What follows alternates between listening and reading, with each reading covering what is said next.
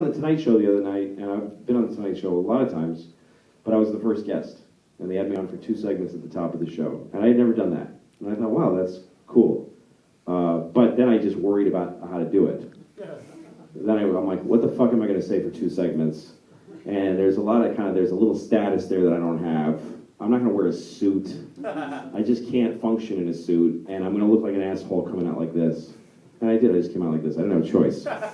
So that's what the thing is. You don't really go, oh, really? It's really cool. Oh, fuck, I got to come up with some shit, and I got to get a new shirt. So that, again, when I got the 2nd season of the show, that was a big one, because when they give you a pilot, they say, show us an idea. And then if they give you a season, they say, okay, that sounds like a good idea, try it. And then when they give you a second one, they said, that was a good idea. That's the first time you really get told, you're doing a good job. So that felt great, but immediately I was like, how the fuck are we going to do 2nd season? After is going to reclassify the show as a drama, it's going to cost more, and everyone's going to want to raise, and it's going to be a tough season. So you don't really, I'm doing Carnegie Hall in November, and that ought to be like a big Carnegie Hall. When I was a kid, that was one I wanted. When I was a kid, I was like, I want to play Carnegie Hall. And there's this lore to Carnegie Hall, and you have this feeling like a guy in a tuxedo is going to call you. He's going to use a really old phone with pearly shit in it. He's going to pick it up and they're going to bring him my number on a platter, and he's going to read it, and he's going to put on, Mr. C.K., the Carnegie. They're going to bring back James Mason to call me. The committee at Carnegie Hall requests your presence on November 4th of 2010. Please be punctual. That's what I always thought happens. But the way you get to Carnegie Hall is you sell a lot of tickets to other venues. I did Town Hall one year, and we sold out in a day, and we added a 2nd show, and I sold that one out. So you sell out Town Hall twice. That's really, fuck this practice thing. You sell Town Hall out twice, and then the next year when it's time to go back on tour, your agent says, well, okay, where do you want to play in New York? And I go, can I play Carnegie Hall? And he's like, look, dude, Carnegie Hall is kind of a shitty deal. The unions are very expensive there, and it's only 2,500 seats. You really should play the Beacon. It's kind of a shithole, but it's bigger and it's cheaper. It's cheaper rent. And I go, I want to fucking play. Okay. So that's what, you don't get this big, you're playing Carnegie Hall. You get, all right, you want it, you can do it. It's dumb, though. It's dumb. It's a bad deal. Because I'm renting Carnegie Hall, just paying them rent. And then I'm taking the seats money. That's all. It's not a big thing. So that's what happens. You find out, you get higher and higher, you find out that it's all bullshit as you go up. And that it's all based on just very dry business math and your ability to fill seats and get eyeballs. That's what fuels it. It isn't, sort of like, I did it because I'm good. Watching, so you can be doing it. Yeah, I have no idea how long this is supposed to go. So, one more? Okay, you've been probably trying to get my attention for 20 minutes. Yes, who was I? Yeah. This week there were 2 blog entries about you and 2 responses that were reportedly from you. There was your casting of your mother, how there were 2 separate actresses. Oh, yeah. And one responding to a guy's interpretation of what we're... Yeah, no, it was me, so I know all about it. If it really was me. See, the thing was that I made this character in my show. I did an episode where my mother comes to town, and she's just a horrible narcissist, and she just is loveless and horrible and exhibitionist with me and my brother for a whole day. And I just wrote that. And then I had written this God episode, and there was a scene with my actual mother in it, who was a sweet, wonderful, selfless woman in the past. And when I had started to produce the mother thing, and then we decided to do the God thing, I thought, I've got 2 versions of my mom in this show. Fuck it. Why not? They're both good. And I'm doing them both for different reasons. One of them is a remembrance of my mom, and one of them is a exploded, crazy version that my mom never was. But I don't mind having them both in the same show. Because it's just my brain doing 2 different things. it's not me having a woman who's the character of my mother being inconsistent to me. It's here's an imagined mother that's really about, and it's about other relationships I've had. She's kind of my dad, the mother. The awful mother is kind of my dad. And then the past mother is my mom. And by the way, that's my mom I remember. For all I know, she's more like the shitty one.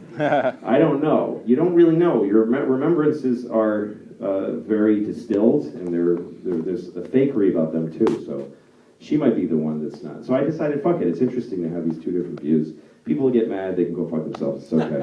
I don't mean they can go fuck themselves, but I mean that they'll be okay. I thought it's not a fatal thing. They'll figure it out. And if they don't, maybe they'll. I doubt anybody's gonna know. These two mothers are asimilar. I'm not watching another second of this shit. I just don't think it's gonna happen. And I pictured somebody going, man, that kind of took me out of it because I thought about the other mother. And I thought, that's okay. Let them have that feeling. It's not the end of the world to have a show let you down a little bit. The material's actually good and compelling. I think it's worth doing, and it was me. I just want to take one more question about the movie. Does anybody, and I don't mind that you asked about the show. You paid your money, it's okay. It's really what you wanted to ask about. Yes, sir? Why did you leave in the moment where you wanted the cameraman to acknowledge the reality? Do you think I should not have, or do you think I should have? You like it? Yeah, so I was wondering what you were thinking. Well, I debated it. I almost didn't leave it in. I guess one of the reasons I made this movie was that I was tired of doing specials. They all look the same. And I watched The Song Remains the Same, which is a movie of a Led Zeppelin concert. I love Led Zeppelin. And unfortunately, I ripped them off with the song because we could never afford the fucking song. And so my friend Mark Rivers just shat that out in about an hour. And but so Song Remains the Same is it's these 16 millimeter cameras, and it was shot way back in the 70s, and these guys were really ballsy. They got on stage with them in Madison Square Garden. And I remember, I never saw Led Zeppelin as a kid. I only heard them, and they just sound like a mountain of a band. They sound like a huge band with fucking fire. I pictured them wearing these silver suits and everything, and I thought there was like 8 of them. And when you watch The Song Remains the Same, it's just 4 dudes really simply just playing and singing. It's almost like a folk rock thing, and it's so intimate. It's kind of like a time machine. It's really chilling to watch. So I thought, what if somebody did stand up like that? And so when I got to that moment, there was something really surreal about it. You're really just engrossed in this guy talking to the audience, and all of a sudden he looks at you, the viewer. I almost took it out. It's, I think, the last thing. The last 2 things that I actually took out and then put back in were that and the whole run about the little Chinese woman and all that crazy shit. I almost took all that. I just said, this is just cancer. This just is ruining everything. And I took it out and I took that out. And I watched it and I thought, yes, that's very competent, but I hate it. So I put it all back in. And then called Mark and said, give me Led Zeppelin in 5 minutes. And I had to deliver it for Sundance. I was late. Yes? I'm sorry, I said one more. Go ahead. Yeah. No, because they're never going to see it. They're never going to see it. I'm confident that YouTube will just die by the time they get it. It's not going to, nobody's going to keep watching this stuff. No, they'll see it. They've seen some of my stand-up, and my daughter has actually watched some of my early stand-up that was very silly, and she's seen me be angry fakely, and she hooked into that. We were watching a clip together of me on Letterman, and she said, you're pretending to be angry. Why would anybody be that angry? That's so silly. And I said, yes! And when she said that, I went and I got something that I hadn't planned to show her yet, which was a whole bit about me playing hide and seek with her, and talking about how much I hated playing hide and seek with her, because how much she sucked at it. And that I had to pretend that she was good, because at the time she was like 3 years old.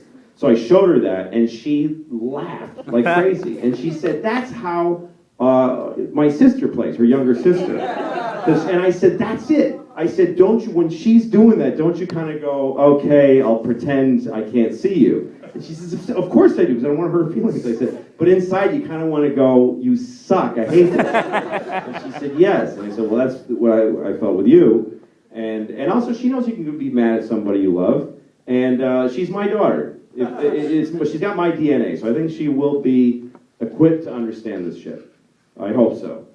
If she gets mad at some of it, you know, sometimes you piss off your family.